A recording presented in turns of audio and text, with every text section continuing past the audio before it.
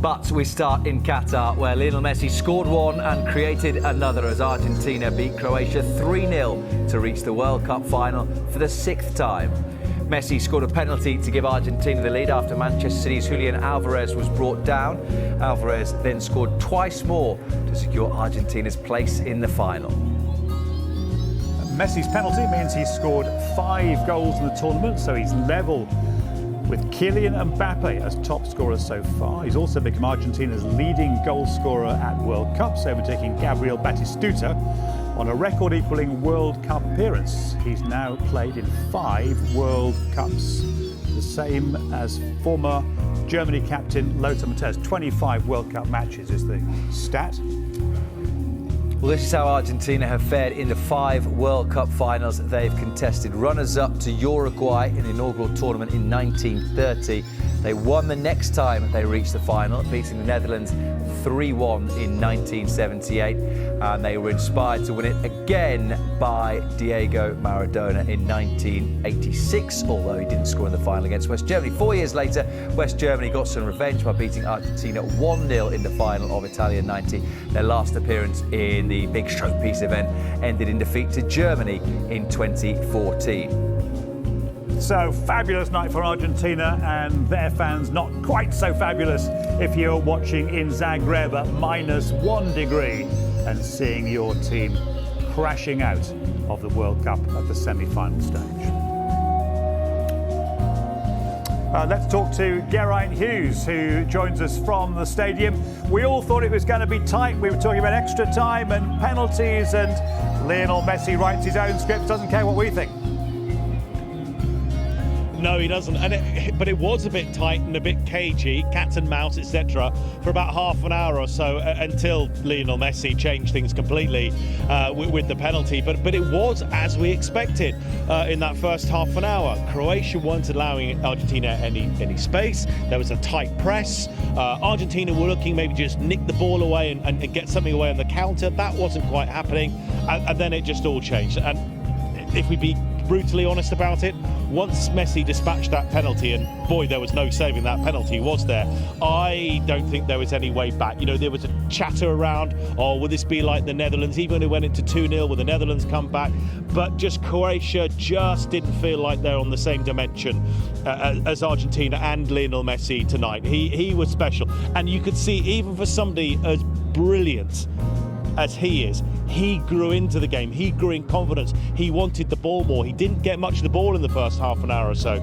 But as he kind of felt that Argentina were more and more on top, you could see he was more energised. He was trying to get the ball more often. And when he did have the ball, everything he touched just turned to gold, like the colour of the ball here for the semi-final as well. So it was a special night for him, a special night for Julian Alvarez as well. You mentioned a couple of stats there about the becoming overtaking Gabriel Batistuta, level on goals here with Kylian Mbappe. Another one, he's now level on assists with Argentina with the great Diego Maradona as well. So it just keeps on coming for Lionel Messi.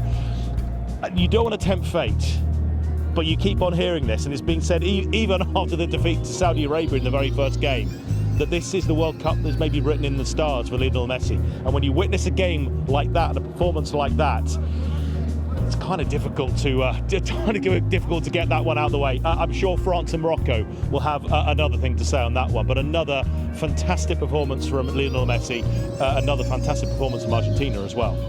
Geraint, you mentioned that phrase there, written in the stars, and for every chapter of a fairy tale story like Messi's, there is a sad end. Luka Modric probably departed the World Cup stage for the final time tonight at the age of 37 and after a fabulous career at the World Cup.